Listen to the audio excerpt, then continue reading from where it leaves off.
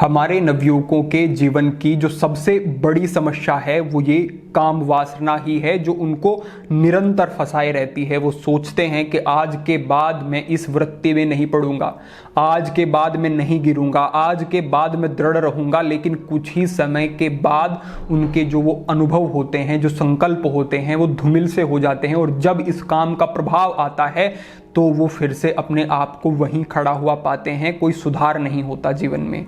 इस वृत्ति को नष्ट करना होगा और इससे आगे बढ़ना होगा, क्योंकि इसे छोड़े बिना कोई प्रगति नहीं हो सकती। आज हम इसी विषय पर बात कर रहे हैं कि कैसे इस वृत्ति से ऊपर उठा जा सकता है, कैसे काम वासना से मुक्त हुआ जा सकता है, और जो पूर्व में नुकसान हुए हैं उनकी भी भरपाई कैसे की जा सकती है। इसके लिए 3 महीने का समय, 3 विशेष नियम और 3 विशेष आहार आपको लेने हैं। इससे आपके जीवन में बड़ी पूर्णता होगी और आपको स्पष्टता होगी कि आगे कैसे बढ़ना है, और जो अभूतपूर्व लाभ होंगे वो आप अनुभव करेंगे ही। तो एकाग्रता पूर्वक इस विषय को आप समझ लें। शुरुआत यहां से करता हूं कि जैसे आपके शरीर में कहीं पर कोई आघात हो जाता है, कोई चोट लग जाती है, कोई घाव बन गया। अब सबसे प्राथमिक और जरूरी कार्य आपका क्या है? आपका कार्य यह है कि आप उस घाव पर दोबारा कोई आघात ना लगने दें। घाव बन गया है, अगर उस पर बार बार कोई चीज रगड़ती रहेगी, चोट लगती रहेगी, आघात पड़ता रहेगा, आप उसे छेड़ते रहेंगे तो जीवन भर वो घाव ठीक नहीं हो सकता। सबसे जरूरी है कि उसको सुरक्षित रखा जाए, उसको बाहरी आघात से बचाया जाए। इसी प्रकार से जब एक साधक एक संकल्प लेता है, ब्रह्मचर्य में दृढ़ होने का संकल्प लिया उसने, लेकिन उसने उन सब चीजों का पालन नहीं किया जिससे कि वो बाहर से आने वाले आघातों से बच सकता है, जो कि कभी आहार के माध्यम से आते हैं, कभी विचार के माध्यम से, कभी दूसरे व्यक्तियों के माध्यम से, कभी आंखों से, कभी कानों से। तो इन सब चीजों से बचना है, और साथ ही साथ जो सहायक वो चीजें कर सकता है जो उसे दृढ़ बनाएंगी और अंदर से मजबूत बनाएंगी, उनको समझ लेना भी जरूरी है।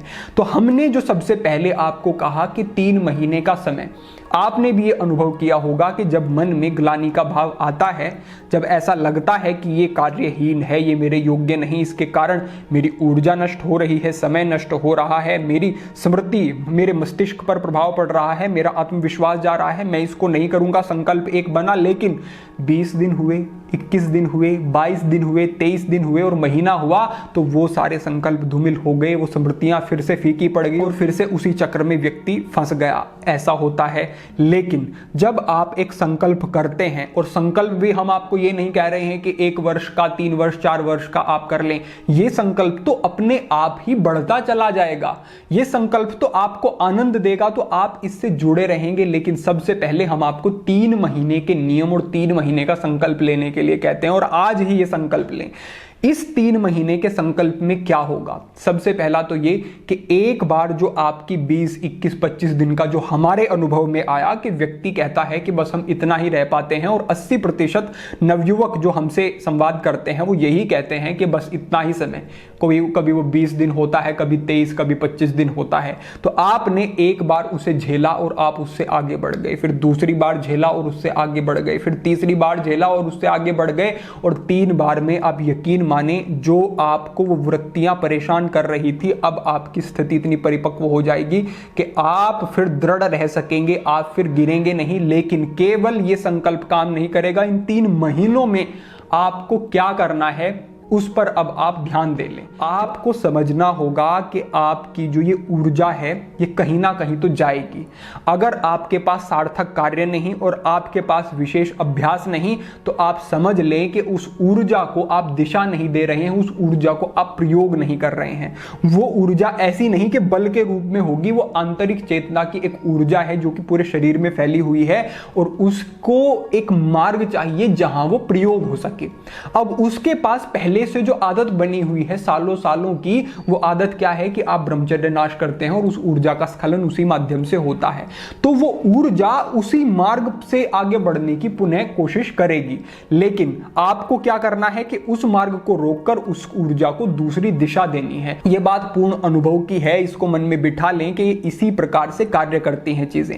जैसे कि फिर से एक उदाहरण समझें कि आप अपने घर में या किसी भी स्थान पर जल ऐसे ही ग्लास से फेंकते हैं। तो जहां से वो जल होकर के आगे बढ़ा वहां पर एक रास्ता बन जाता है, वहां पर धूल के कण हट जाते हैं और एक मार्ग बन गया। अब आप फिर से अगर वहां पर जल डालेंगे तो देखेंगे आपके जहां पहले जल पड़ा था, जल वहीं से गमन करता हुआ आगे बढ़ता है, क्योंकि वहां पर पहले से एक छाप है, एक मार्ग बना हुआ है, तो वो वहीं से जाएगा।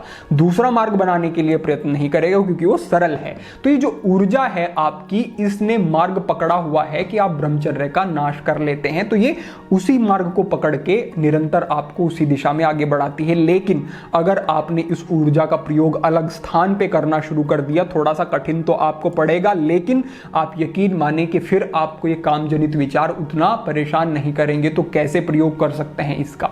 इसके लिए दो चीजें समझ लें। प्राणायाम और योग का अभ्यास नितांत आवश्यक है। एक एक अभ्यास में जब आप रुकते हैं, ठहरते हैं 3 मिनट, 4 मिनट, 5 मिनट, तो आप समझें कि पूरे शरीर में पसीना आता है, पूरे शरीर का बल लगता है, पूरे शरीर में एक ठहराव आता है। तो समझें कि जब आप अभ्यास कर रहे हैं तो ठहराव के साथ एक एक अभ्यास में रुक करके वो आसन आप करेंगे, लाभ होगा। इसके लिए सनातन हठ योग चैनल अलग से उपलब्ध है, जाकर के देखें कि क्या अभ्यास हो सकते हैं। 3 ऐसे प्राणायाम जो आपको और विशेष रूप से करने हैं। पहला है नाड़ी शोधन, दूसरा है भस्त्रिका और तीसरा है भ्रामरी। तीनों प्राणायाम के लिंक आपको डिस्क्रिप्शन में मिल जाएंगे, वो भी देख लें। तो पहला नियम क्या हुआ कि आपको योग और आपको आसनों के अभ्यास करने ही करने हैं। ये इसमें विशेष उपयोगी समझे, इस पर विशेष चर्चा नहीं करेंगे, लेकिन इस संकेत से ही समझ लें कि ये जरूरी है। दूसरा, आगे बढ़ते हुए आप ये मन में बिठा लें कि आप जब तक ईश्वर के साथ नहीं जुड़े हुए हैं, उस भगवान पर आपका सच्चा भरोसा, सच्चा विश्वास नहीं है, तब तक आप आंतरिक तल पर बड़े कमजोर रहेंगे। क्योंकि जिसने आपको बनाया, जिसने आपको ये जीवन दिया, जिनकी ऊर्जा से आपके विचार, आपका शरीर, आपका जीवन चल रहा है, अगर आप उस सत्ता से नहीं जुड़े तो समझें आप जैसे कि एक फोन होता है, वो कुछ समय प्रयोग होने के बाद उसकी बैटरी डाउन हो जाती है तो दोबारा चार्जर पर लगाना पड़ता है। यानी कि एक मुख्य स्रोत है जहां से उसको ऊर्जा मिल रही है और एक निश्चित समय अवधि तक वो संचालित हो रहा है।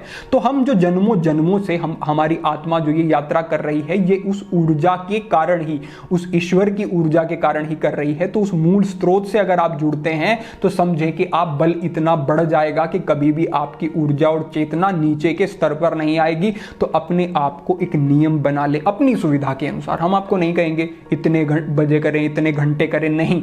आपको देखना है कि ब्रह्म मुहूर्त में उठने के बाद कितना समय देना है, कितना आपकी श्रद्धा पे बनती है, कितना आपका मन लगता है, कितने आपके भाव हैं, किन इष्ट के प्रति आपके भाव हैं, सब कुछ देखते हुए कहीं ना कहीं आप किसी भी स्वरूप से उस ईश्वर के जुड़ेंगे आप तो बड़े बदलाव, और मैं कहूंगा कि इससे अधिक उपयोगी और कुछ नहीं हो सकता। हमारा व्यक्तिगत अनुभव यह है, अन्यथा व्यक्ति गिर ही जाता है, भटक ही जाता है। उस ईश्वर का आलंबन लेकर ही आप आगे बढ़ पाएंगे। तीसरे स्थान पर आहार की तरफ विशेष ध्यान दे लें इन 3 महीनों में। इन 3 महीनों में हम ये तो नहीं कहेंगे कि कई बंधु हमारे कहते हैं कि हम हॉस्टल में रहते हैं, बाहर रहते हैं, हमारे पास विकल्प ही नहीं है, हमें प्याज लहसुन खाना ही पड़ता है, तो आप चलिए वो खा रहे हैं तो आप ध्यान रखें कि पूरे दिन में आप ज़्यादा फाइबर वाला फ्रूट्स खाएं, आप ज़्यादा से ज़्यादा हरी सब्जियों का प्रयोग करें, आप ज़्यादा से ज़्यादा ड्राई फ्रूट्स, ज़्यादा मात्रा में जल ग्रहण करना, और जितना भी सात्विक कुछ आप कंज्यूम कर सकते हैं उतना करें। और कोशिश करें कि अगर 3 टाइम आप भोजन खा रहे हैं ऐसा, तो उसको कम करके 2 समय कर दें। और अपना जो आपका खुद से आप आहार फलादि ले सकते हैं तो फलाहार पर आप कुछ रहना शुरू कर दें, और अपने लिए एक ऐसी व्यवस्था बनाई जा सकती है वो आप करें। और सात्विक सीधा आहार, कोई मांसाहारी है तो पूर्ण रूपेण छोड़ दे, क्योंकि आप समझ लें कि ये बड़ा तामसिक, घोर तामसिक वृत्ति को विकसित करने वाली चीजें होती हैं। तो आपको आहार की सात्विकता की तरफ ध्यान देना ही पड़ेगा। तो आपके ये 3 नियम हुए। सबसे पहला नियम हुआ कि योग और प्राणायाम से जुड़ना है, दूसरा नियम हुआ कि प्रभु के नाम से जुड़ना है, और तीसरा नियम हुआ कि सात्विक आहार लेना है। और जो आप ईश्वर के नाम से जुड़ेंगे, यहीं से आप समझें कि आपके मन पर सात्विक प्रभाव होने से आपके मन में गलत विचार आने बंद हो जाएंगे, गलत वृत्ति बननी बंद हो जाएगी आपकी। ये आप अनुभव करेंगे, पहले दिन से ही अनुभव करेंगे अगर आपके मन से प्रभु के प्रति प्रेम और श्रद्धा होती है, दृढ़ता होती है, तो निश्चित रूप से पहले दिन से अनुभव करेंगे। आगे बढ़ते हुए 3 ऐसे आहार जो अब तक शरीर में हानि हुई है उनको ठीक करने के लिए, शरीर को पुष्ट करने के लिए उपयोगी हैं, पूर्ण रूपेण सात्विक हैं।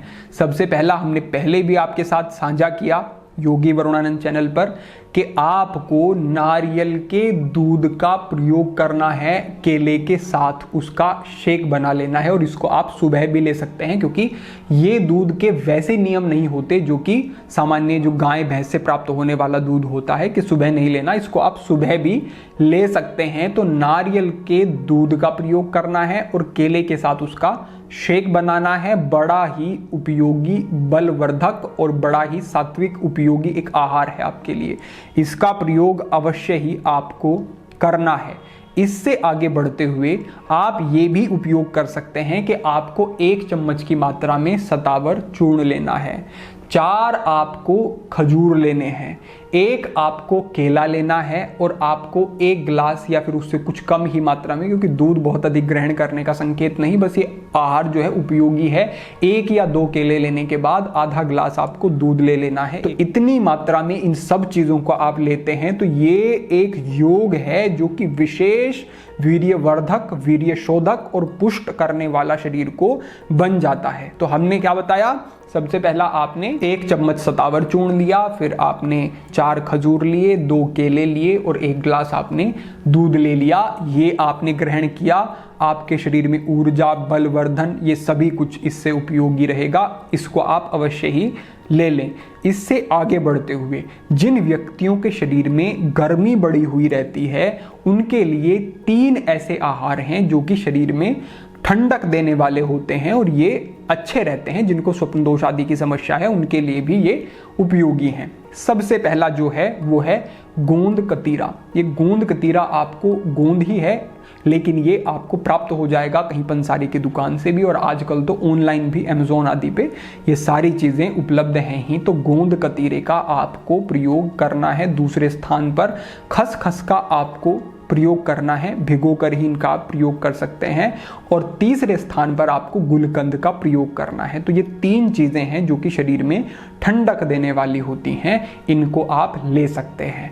इतना करने मात्र से 3 महीने का एक विशेष संकल्प, दूसरे स्थान पर हमने जो 3 आपको नियम बताए, तीसरे स्थान पर आपने ये जो 3 आहार लिए, इन तीनों स्तर पर कार्य करने के बाद आप समझ लें कि आपकी वृत्ति शुद्ध भी होगी, आपके जीवन में एकाग्रता भी होगी, आपके गलत विचार नष्ट भी होंगे।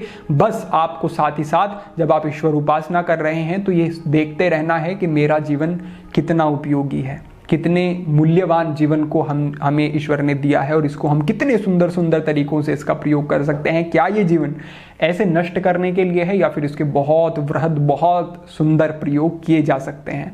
आपको लगेगा कि वास्तव में जीवन बड़ा ही सार्थक हो सकता है अगर इस प्रकार से जीवन जिया जाए। हमारे मन से, हृदय से यही निरंतर कामना है कि आप इन सब चीज़ों को समझ सकें और सबसे बड़ी बात है कि इनको आप रूटीन में ला सकें। जो इन चीज़ों को रूटीन में ले आएगा उसे विशेष लाभ होंगे, वो निरंतर अपने जीवन पथ पर आगे बढ़ता रहेगा और उसे कोई बाधा फिर रहेगी नहीं। और भी जो महत्वपूर्ण मार्गदर्शन, योग अभ्यास आदि जो कि ब्रह्मचर्य में उपयोगी हैं, डिस्क्रिप्शन में आपको दे दिए जाएंगे। जाएं, देखें और उनका अभ्यास अवश्य करें। तो आज के लिए आपके लिए हमारा यही संकेत है, अपेक्षा है आपको ये समझ आया हो और आप इसका अभ्यास करके जीवन में निरंतर आगे बढ़ें। सभी के लिए प्रार्थना, सभी के लिए मंगल कामना। आज के लिए इतना ही। ओम नमः शिवाय।